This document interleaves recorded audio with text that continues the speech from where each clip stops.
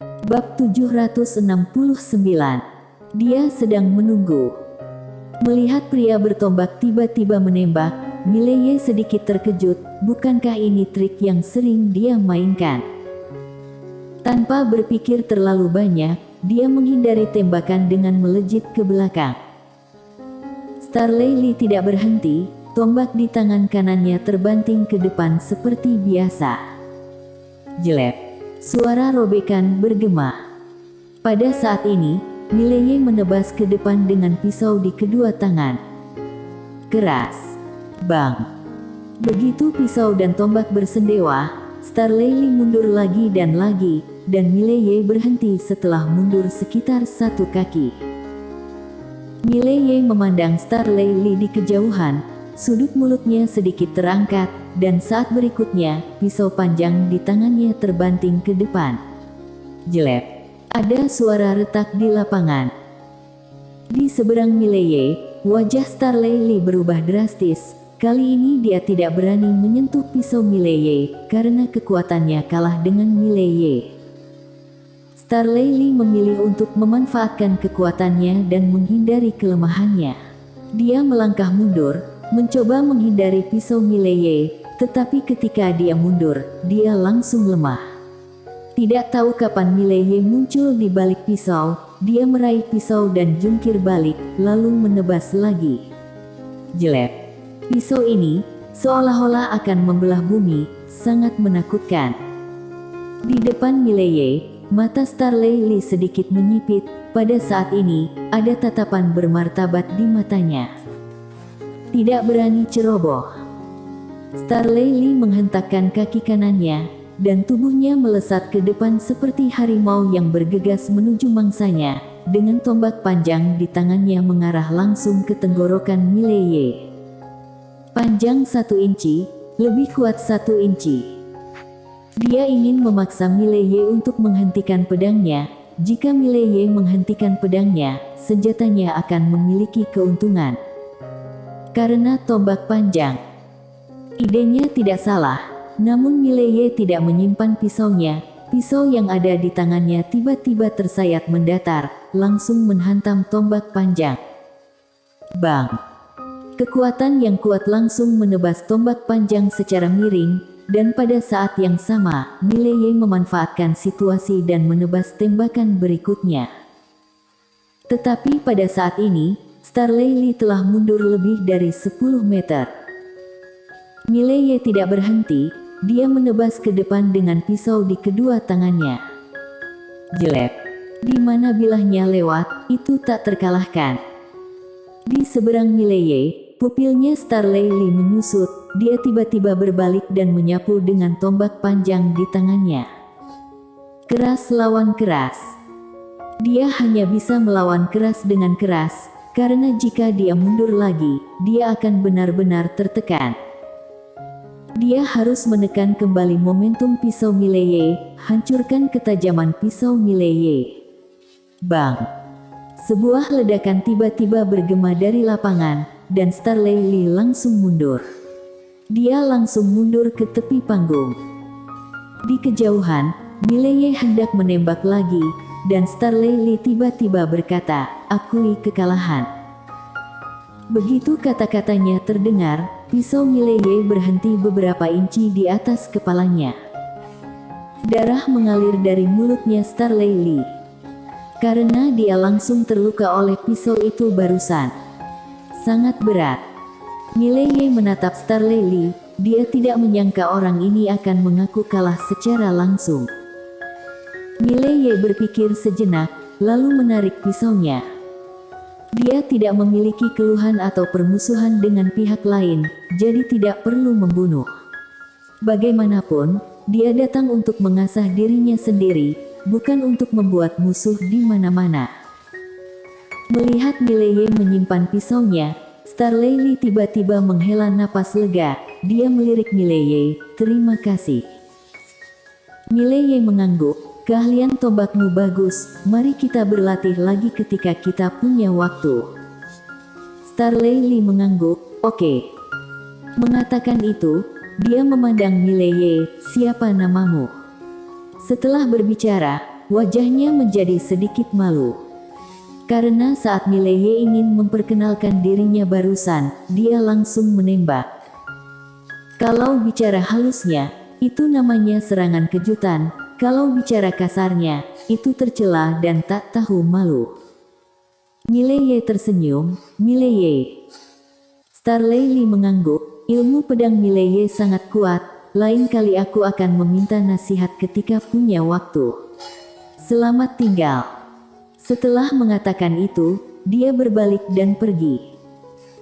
Mileye berjalan ke pria tua di samping. Pria tua itu tidak berbicara omong kosong. Dia langsung mengeluarkan 20 kristal berbeda untuk Mileye. Dan Mileye menggelengkan kepalanya. Aku ingin melanjutkan tantangan.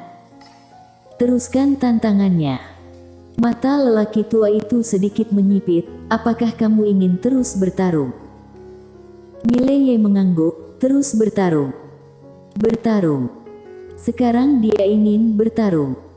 Apalagi setelah promosi alam konsepsi Tao Pedang, dia lebih ingin bertarung lagi. Hanya pertempuran yang bisa membuatnya lebih kuat. Terutama saat ini, tanpa benda asing atau keterampilan magis, ini adalah kesempatan terbaiknya untuk meningkat. Karena peningkatan ini adalah murni. Sama seperti barusan, dia bertarung melawan Starley Lee selama begitu banyak ronde. Jika dia berada di luar, dia memegang Aether. Lawannya mungkin bahkan tidak bisa menangkis pedangnya. Kecuali pihak lain memiliki pedang dewa yang sebanding dengan Aether. Dan jika menggunakan pedang tanpa batas. Benda asing. Mileye menggelengkan kepalanya dan tersenyum pahit. Harus mengatakan bahwa dia dulu sangat kuat. Karena itu bukan kekuatannya yang sebenarnya.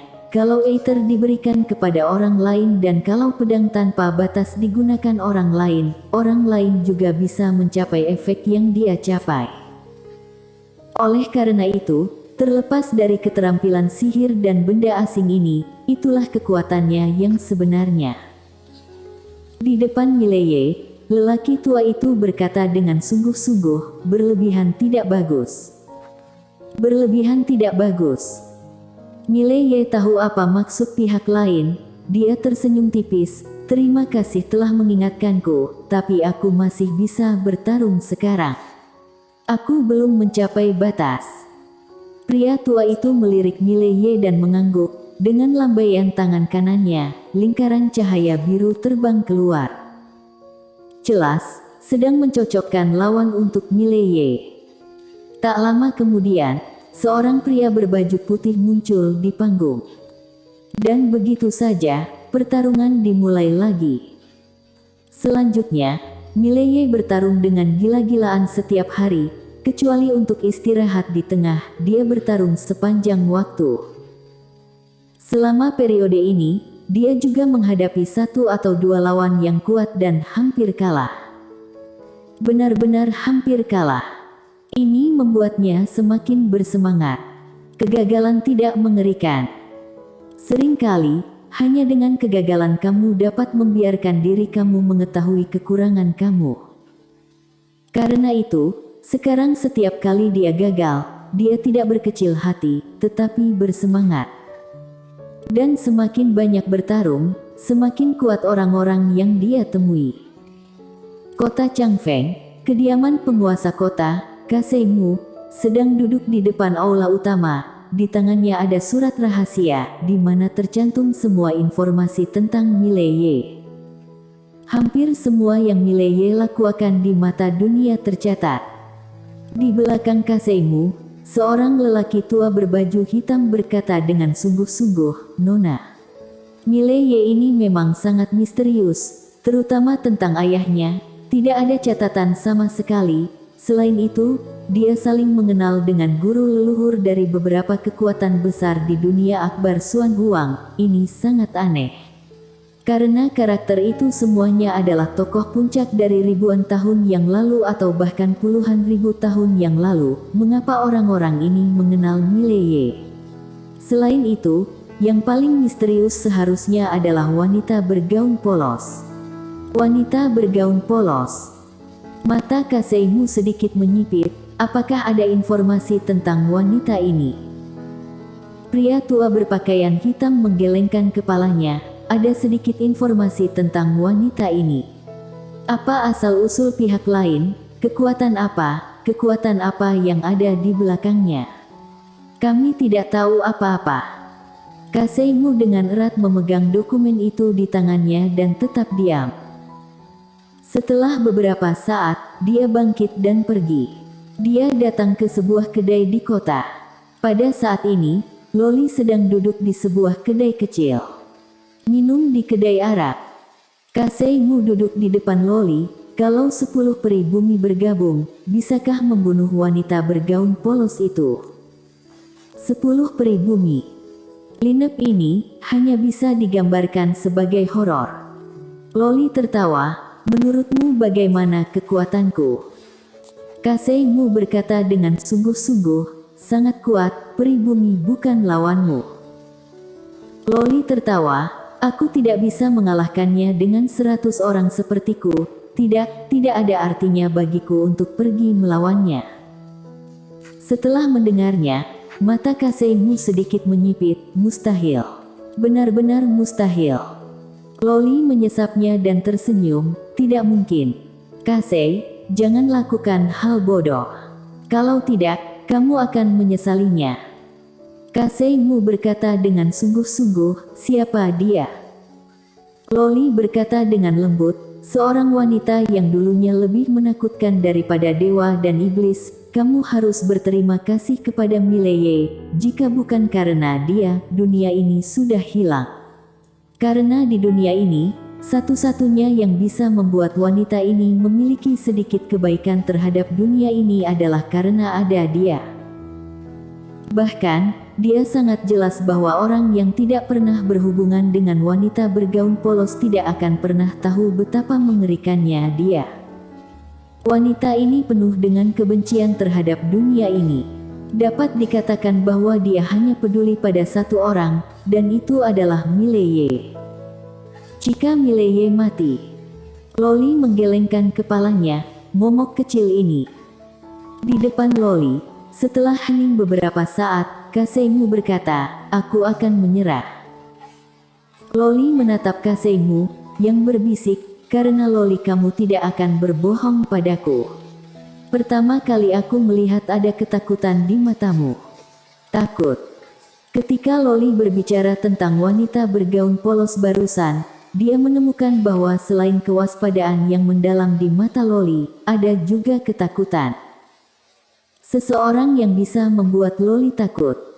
Dia menyerah sepenuhnya. Seperti yang Loli katakan, jika dia mendapatkannya, konsekuensinya mungkin sesuatu yang dia dan kota Changfeng tidak mampu bayar.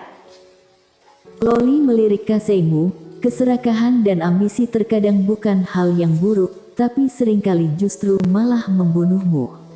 Kalian jangan menjadi musuh si kecil itu, musuhnya adalah orang lain, orang yang lebih kuat, seperti orang-orang dari alam semesta 5 dimensi, kamu mengerti? Kaseimu berkata dengan sungguh-sungguh, kami tidak pantas menjadi musuhnya. Loli menggelengkan kepalanya, kalian tidak pantas menjadi musuh wanita bergaun polos itu.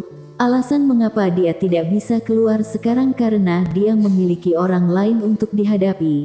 Tentu saja ada alasan lain, yaitu dia benar-benar memandang rendah master di dunia ini. Dia benar-benar meremehkan. Mengatakan itu, dia menggelengkan kepalanya dan tersenyum, wanita ini. Kaseimu berkata dengan sungguh-sungguh, Loli, seberapa kuat dia? Loli menggelengkan kepalanya, entahlah. Di dunia ini, di antara orang-orang yang kukenal, hanya ada 2 orang yang bisa membiarkannya menggunakan pedang kedua, dan keduanya ada hubungannya dengan si kecil itu.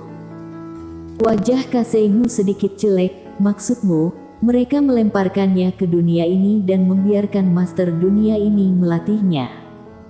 Loli terdiam. Melihat ini, wajah Kaseimu menjadi semakin jelek. Loli tiba-tiba berkata, sebenarnya, situasinya jauh lebih sulit daripada yang kamu pikirkan, karena ada terlalu banyak orang yang ingin dia mati. Saat dia mengatakan itu, ekspresi khawatir melintas di matanya. Wanita bergaun polos itu kuat, tapi kelemahannya adalah Mileye. Dan orang-orang itu menggunakan Mileye untuk menahan wanita bergaun polos. Sekarang wanita bergaun polos sedang menunggu Mileye menjadi cukup kuat. Selama Mileye mampu melindungi dirinya sendiri, saat itulah dia akan mulai membunuh. Bersambung.